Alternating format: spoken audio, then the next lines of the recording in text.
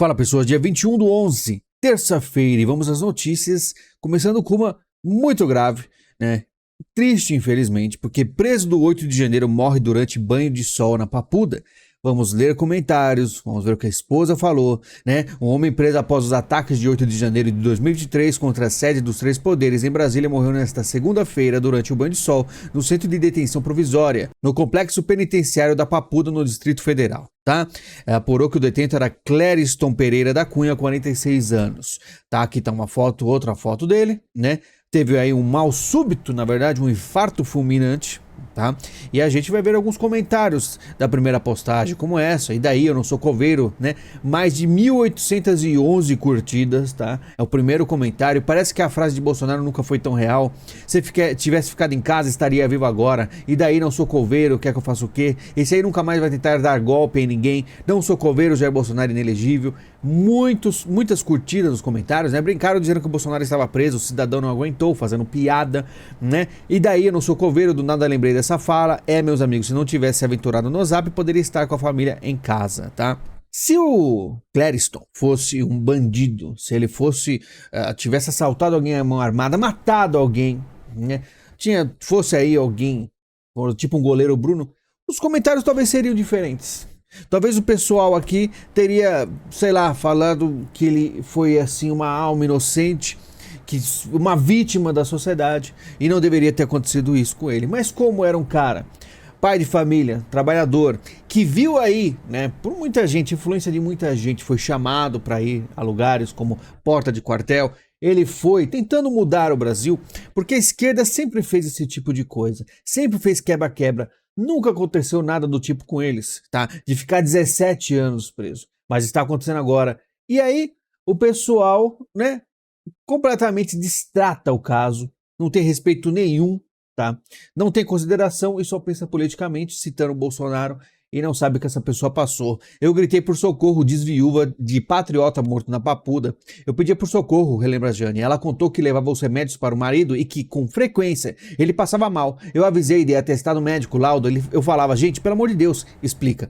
O Metrópolis teve acesso a um laudo de julho. O documento mostra que, sem o devido tratamento, Clériston corria risco de morte.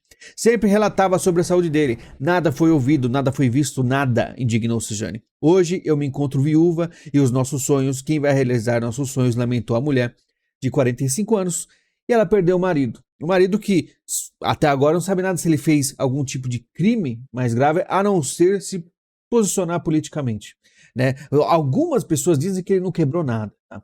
E é aquela coisa, esse é o Brasil.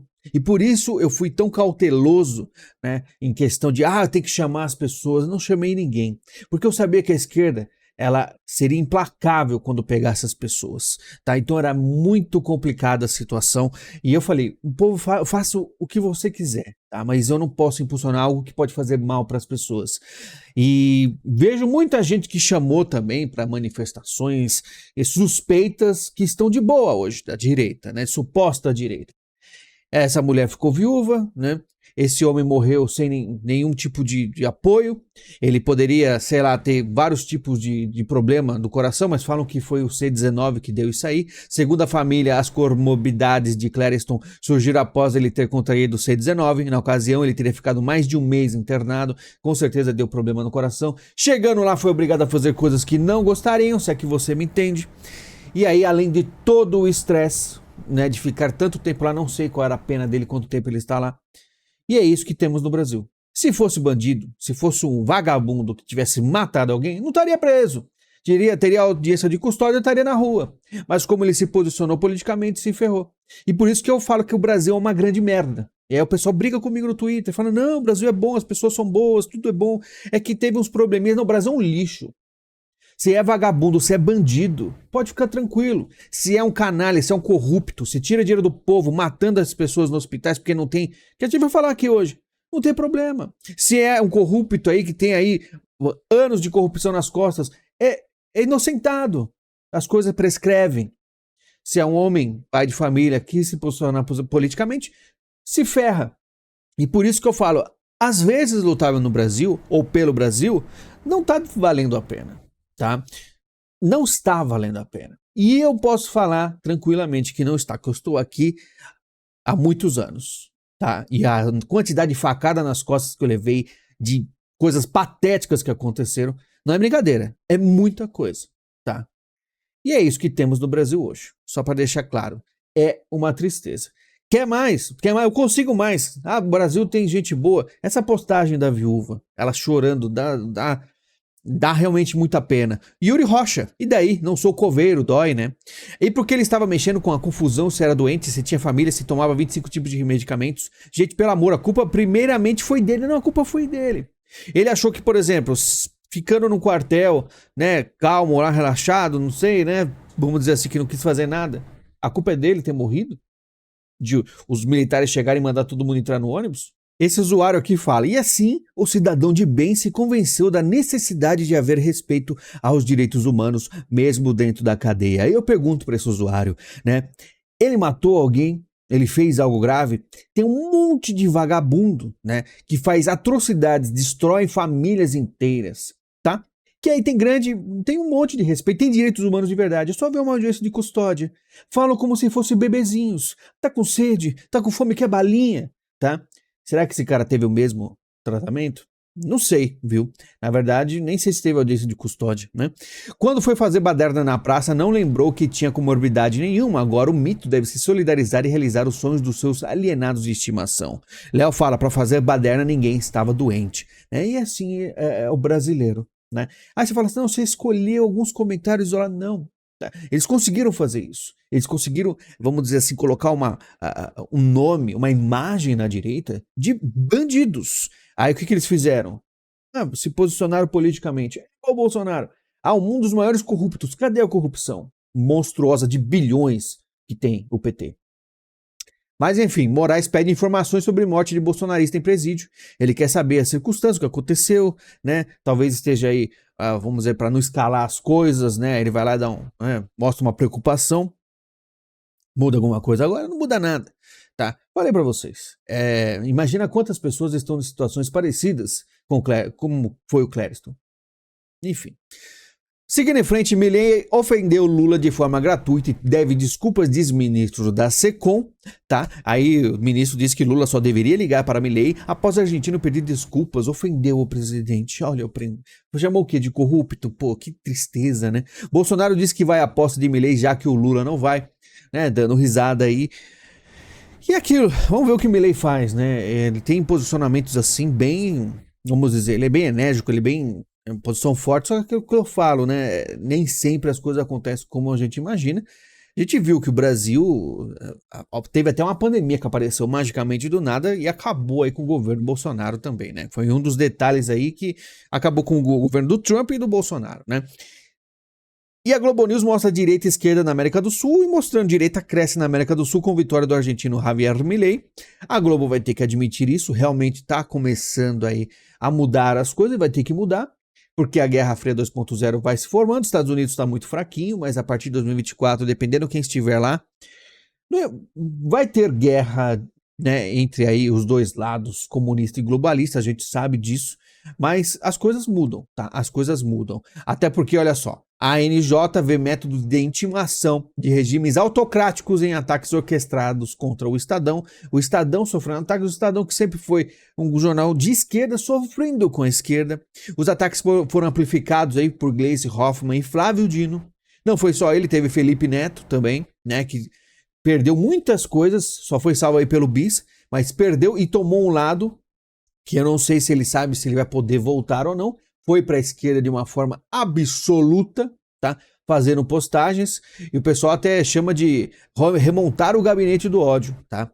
STF forma a maioria para rejeitar denúncia contra Gleisi por corrupção. Aí ela, como vê o governo do amor inocentado, como falei no começo, não tem problema nenhum.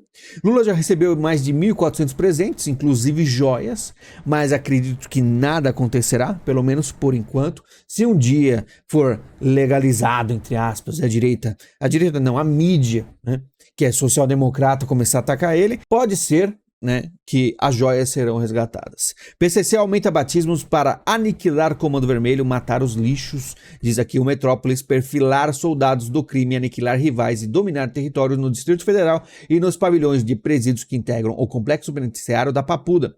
A guerra entre as duas maiores facções do país, a Paulista Primeiro Comando da Capital e a Carioca Comando Vermelho, ganhou novos capítulos revelados agora em matéria exclusiva na coluna Na Mira. Conhecido por ter sido fundado há 30 anos, o pretexto de reivindicar mudanças nas condições de vida dos presidiários, o PCC decidiu aumentar seus tentáculos e, ao mesmo tempo, exterminar membros do Comando Vermelho que atuam em regiões administrativas do DF e municípios no entorno da capital federal. E eu falo para vocês que eu avisei? Eu avisei. Esquerda cresce, tem muito poder, se uniram contra uma direita, mas agora tem muito a conversar, né? E uma guerra será travada, tá? E o pessoal comenta, os meninos do Lula, os filhos do Lula fazendo o trabalho. E eu sinceramente digo que é um ledo engano, tá? Porque o boné do Lula não estava escrito PCC. Tá certo? Ciro, Cid e Camilo, Ceará em pé de guerra, tá? Aí temos aí briga, né, do PDT, sempre o Ciro Gomes contra o pessoal do PT, porque o Ciro gostaria vamos dizer assim, do protagonismo da esquerda. Ele se considera muito mais articulado e inteligente, né? E ele nunca teve o espaço e por isso tem tantas brigas, tá? Comissão convoca Silvio Almeida para explicar a audiência com dama do tráfico, né? E aí o pessoal vai chamar ele para explicar e olha quem coloca em primeiro. Ó. Os pedidos foram apresentados pelo Kim Kataguiri em primeiro, né? Nem colocar em primeiro. Ele que ficava tirando foto com o PT para tirar o Bolsonaro, coloca ele como o cara que está fazendo as coisas. Em segundo, Eduardo Bolsonaro, depois Carlos Jordi, Júnior Amaral, etc, etc. Agora tô correndo atrás aí dos problemas. Lei Maria da Penha, Zé Trovão pode ter de deixar imóvel em Brasília, porque no pedido de medida protetiva, a mulher dele solicita a recondução ao apartamento no qual morava com o deputado. Pede ainda que Zé Trovão seja obrigado a manter distância dela e seja impedido de fazer contato. Como revelou a coluna, Ana Rosa foi à delegacia neste domingo, dia 19, alegando ter sido enforcada pelo parlamentar após uma discussão. A briga teria ocorrido após Zé Trovão chegar à casa por volta das 4 da manhã. Deputado aí, né? Foi a notícia, só avisando. Jovem morre em hospital após implorar por ajuda 4 dias seguidos, tá? E aqui está o grande problema do Brasil, já falamos de SUS até no vídeo exclusivo último, tá? O vereador Cabo já informou em rede social que conversou com a mãe do jovem que os médicos chegaram a dizer que o jovem estava com frescura. Chegou no primeiro dia, foi medicado, né? E depois acabou falecendo porque, segundo os médicos, de frescura, pelo visto. E esse é o estado, né, do Brasil atualmente, um país de merda, tá? Inclusive a internet vai parar, diz vice-presidente institucional da Claro. Fábio Andrade é um dos líderes do movimento contrário à construção de uma usina da Praia do Futuro que ameaça a internet do Brasil. Falam da questão do sol derrubar a internet do mundo em 2024, que o Brasil tem o seu próprio problemão. A construção de uma usina de dessalinização na Praia do Futuro, em Fortaleza, no Ceará, continua gerando polêmicas. Empresas que atuam no setor de internet alegam que a obra pode derrubar a conexão do Brasil. Um dos líderes do movimento contrário ao projeto, Fábio Andrade, vice-presidente institucional da Claro, é categórico. A internet do país vai parar. Impactos para a conexão de internet. Olha só os detalhes, né? Em entrevista à Folha de São Paulo, o Fábio Andrade lembrou que a própria Agência Nacional de Telecomunicações, Anatel, já se manifestou e determinou que os dutos da usina fiquem, no mínimo, 500 metros dos cabos submarinos. Antes, o projeto estabelecia apenas 5 metros. Você imagina, você tem cabos de internet a 5 metros de uma obra que é 99% dos dados do Brasil, da internet. Com a vibração da água, Andrade afirma que pode haver rompimento dos cabos derrubando a internet, né? Mas segundo ele, o problema vai além. Mesmo que a instalação ocorra no mínimo 500 metros, a conexão pode ser afetada no futuro. Isso porque o vice-presidente institucional da Claro destaca que o número de cabos deve dobrar em 3 anos. Com o aumento da demanda por internet no país, nesse sentido, a instalação deveria ser feita a uma distância de no mínimo 1.000 metros. Quase toda a conexão internacional do país, Europa, África, chega na Praia do Futuro, em Fortaleza. Um reparo leva no mínimo 50 dias. Isso afetaria a segurança pública, saúde, hospital e população. Mas o pessoal não tem nem aí.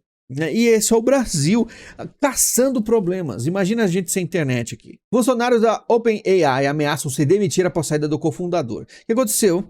Que eles fizeram aí uma reunião, não estava aí o Altman, o Sam Altman, nem o Greg, e o Altman foi despedido. Só que a Microsoft contratou ele na hora. E eu falei no meu canal de jogos, né, que a Microsoft ela tá muito empenhada na questão de jogos, inclusive, de usar inteligência artificial em várias coisas, inclusive jogos que vai conseguir aí afetar bastante a Sony e a Nintendo, né? Porque você vai ter jogos que você consegue conversar com o NPC, com o personagem, e ele vai ter respostas, milhares, centenas de milhares de respostas feitas na hora sobre qualquer coisa que você pergunta. Vai mudar o jeito dos jogos serem feitos. Inclusive, muitos empregos sairão, né? Porque não vai precisar ninguém ficar escrevendo roteiro ou falas de personagem. Mas tudo isso a Microsoft está muito empenhada, tem muita coisa nova aparecendo. OpenAI, que foi aí iniciada pela Microsoft com apoio, agora já consegue, os caras estão dizendo que foi o vacilo da OpenAI. Eu acho que isso aqui para mim tudo é um plano para eles fazerem justamente esses projetos de dominação. A Microsoft vem dominando o mercado em todos os aspectos, tá? Apple, Disney, IBM e outros cortam anúncio do X após Musk apoiar post antissemita.